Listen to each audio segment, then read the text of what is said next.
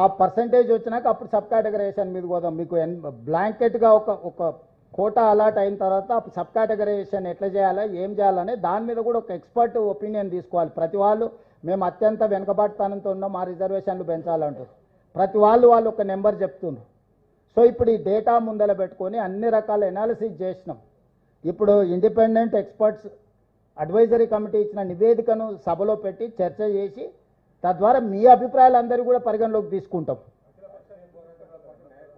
వాళ్ళకి చిత్తశుద్ధి లేదని, అఖిలపక్షానికి నాయకుడు లేడు, ఆయన నిద్రపోతున్నాడు పాపం, పిల్లలేమో ఉబలాట పడుతురు, ఆ పిల్లలకేమో కోతులకు కొబ్బరికి చెక్క దొరికినట్టు ఆయన ఇంట్లో వండుకోవడంతో ఆ కుర్చీలో కూర్చున్నామని ఆ కోతులు అన్నీ దుంకులాడుతున్నాయి. ఆ కోతులను పెట్టుకొని ఏడిగిపోతావు.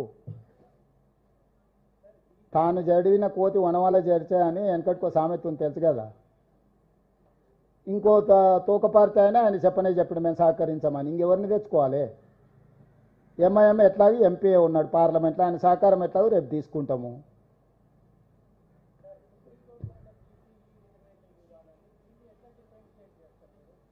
సుప్రీంకోర్టు పరిధిలో ఉన్నాయి, సుప్రీంకోర్టు పరిధిలో ఉన్న చట్టం చేస్తే సుప్రీంకోర్టు ఎందుకు అడ్డం వస్తుంది?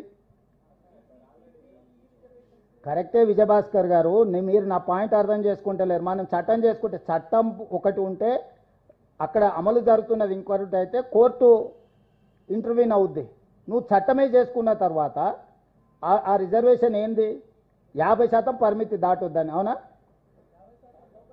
50% లోపల ఉండాలనే కదా వాళ్ళు చెప్పింది. అదే చెప్తున్నా, అదే అట్లాంటి ముస్లిం రిజర్వేషనే లేదు, అదే చెప్పిండ్రు వెనుకబాటుతనం అని. 50% అనే పరిధి కూడా దాటిపోయింది. ఈడబ్ల్యూఎస్ రిజర్వేషన్ 10% ఎప్పుడైతే ఇచ్చారో మీరు చెప్పిన 50% అనే సూత్రమే వర్తించదు.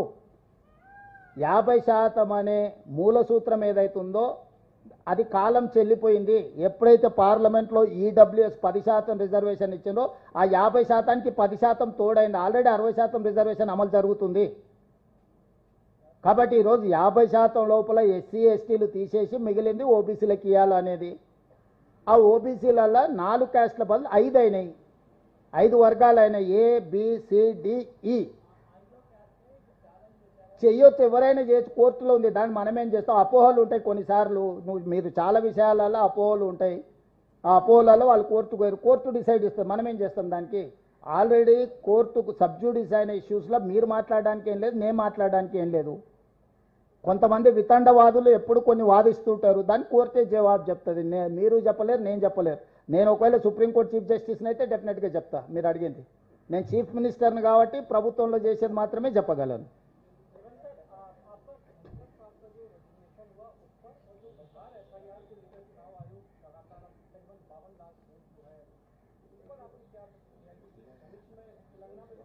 नहीं, जो धनखड़ जी का रिजिग्नेशन अब किस लिए किया मुझे पता नहीं, वो अनफॉर्चुनेट। दूसरी बात, vice president of India Telangana को देना है, क्योंकि पिछले बार हमारा वेंकैया नायडू था, राष्ट्रपति बनाने के लिए चर्चा हुए, उनका अन्याय किए, वापस भेज दिए दिल्ली से, घर खाली करवा दे के तेलुगु भाषा बोलने वाले को आप घर वापसी कर दिए। तो उसको सुधारने के लिए हमारे बंडारू दत्तात्रेय जी का खाली हरियाणा गवर्नर का जिम्मेदारी खत्म हो गए, और बंडारू दत्तात्रेय जब केंद्र मंत्री था उनका केंद्र मंत्री खींच लेके किशन रेड्डी को दे दिए। हमारा बंडी संजय जी अध्यक्ष था, आज ब्राह्मण रामचंद्र राव को दे दिए। तो साउथ और खासकर तेलंगाना में जितने भी ओबीसी है सबका गला काट दिए एनडीए ने। सो 100 गुण माफ करने के लिए दत्तात्रेय जी को वाइस प्रेसिडेंट बनाया तो ठीक रहता है,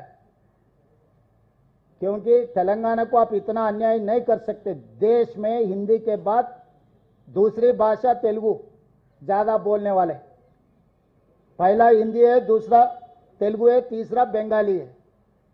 तो साउथ पर्टिकुलर तेलुगु हमारे लोगों को अन्याय किए। मैं एनडीए सरकार से ये डिमांड कर रहा हूं, क्योंकि ओबीसी का चर्चा बहुत तेजी से चल रहा है, ओबीसीओं का केंद्र मंत्री था दत्तात्रेय, गल्ला काट दिए। बंडी संजय जी अध्यक्ष था, उनका भी गल्ला काट दिए। तो इसीलिए दत्तात्रेय जी को अगर वाइस प्रेसिडेंट बनाया तो थोड़ा बहुत आपका गुना कुछ माफ हो जाएंगे। అది నాకు తెలీదు। నేను తెలంగాణ ప్రజల తరఫున ఒక ఓబీసీకి న్యాయం చేయాలి, దత్తాత్రేయ గారికి న్యాయం చేయాలని చెప్తున్నా। అప్పుడు భారతీయ జనతా పార్టీ ఎన్డీఏ ప్రభుత్వము యూపీఏ పక్షాలను సంప్రదించినప్పుడు అప్పుడు పార్టీ నిర్ణయం తీసుకుంటుంది। పార్టీ నిర్ణయాలను ఎన్డీఏ కూటమి నిర్ణయాన్ని ప్రకటించడానికి నేను ఇక్కడ లేను। తెలంగాణ ప్రజల పక్షాన తెలంగాణకు ప్రాతినిధ్యం ఉండాలి। ఢిల్లీలో ఎదిగిన మా ప్రాంత నాయకత్వాన్ని కేంద్ర ప్రభుత్వము